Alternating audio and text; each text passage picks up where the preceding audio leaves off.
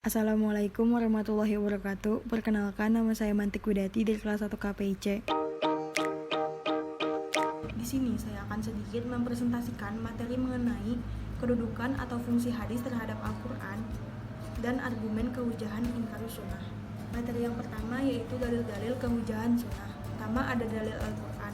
Allah Subhanahu wa Ta'ala berfirman, "Hai orang-orang yang beriman, taatilah Allah dan taatilah Rasul dan ulil amri di antara kalian. Kemudian jika kalian berlainan pendapat tentang sesuatu, maka kembalikanlah ia kepada Allah, yaitu Al-Quran dan Rasul sunnahnya. Jika kalian benar-benar beriman kepada Allah dan hari kemudian, yang demikian itu lebih mudah bagimu dan lebih baik akibatnya." Quran Surat An-Nisa ayat 59. Yang kedua ada dalil hadis.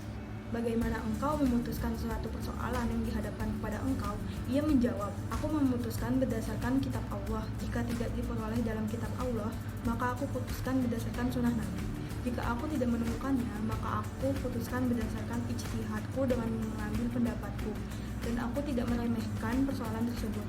Lalu Rasulullah SAW mengusap dada Mu'az bin Jabal seraya berkata, segala puji bagi Allah Subhanahu wa Ta'ala yang memberikan taufik kepada utusan Allah kepada sesuatu yang diridhoi oleh Rasulullah SAW. Hadis riwayat Ahmad dan Abu Daud. Dan masih banyak lagi ayat-ayat Al-Quran dan hadis yang mengharuskan setiap muslim untuk mengikuti sunnah Nabi SAW secara totalitas dan memberikan ancaman yang sangat dahsyat kepada siapapun yang menyelisihi sunnahnya. Materi selanjutnya yaitu fungsi hadis terhadap Al-Quran.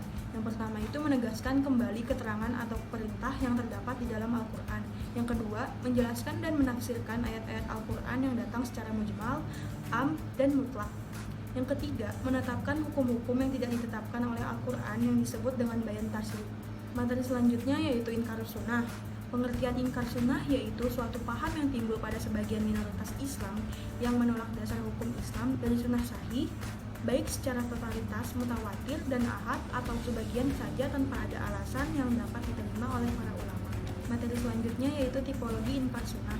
Yang pertama ada ingkar sunnah mutlak, yaitu mengingkari kehujahan sunnah secara menyeluruh dan mutlak sebagai sumber hukum, baik secara mutawatirah dari Nabi sejak sebelum terkodifikasi maupun sunnah yang terkodifikasi sampai melalui sanad yang terpaparkan baik mutawatir dan ahad. Yang kedua ada ingkar sunnah kuli, yaitu menolak kehujahan sistem periwayatan sunnah yang terjadi setelah masa Rasulullah, baik secara mutawatir atau ahad.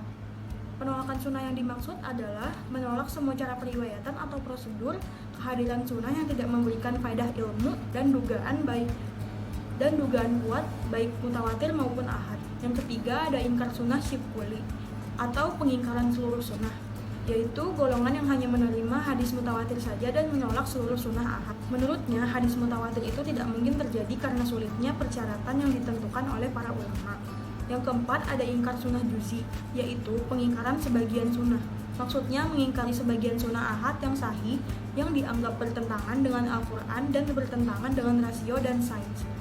Materi selanjutnya yaitu dalil atau argumentasi nakli dan akli inkarus sunnah. Yang pertama ada argumen nakli. Argumen nakli yaitu argumen yang berlandaskan ayat Al-Quran atau sunnah dan hadis yang menjadi pedoman para pengingkar sunnah, seperti pada surah An-Nahl ayat 89.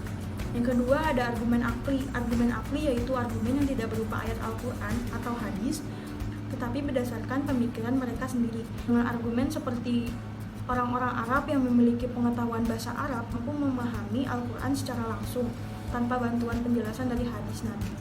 Dan argumen yang kedua adalah umat Islam mundur karena umat Islam terpecah-pecah. Perpecahan itu terjadi karena umat Islam berpegang kepada hadis Nabi. Jadi menurut para pengingkar sunnah, hadis Nabi itu merupakan penyebab kemunduran umat Islam. Sekian materi yang dapat saya sampaikan, kurang lebihnya mohon dimaafkan. Wassalamualaikum warahmatullahi wabarakatuh.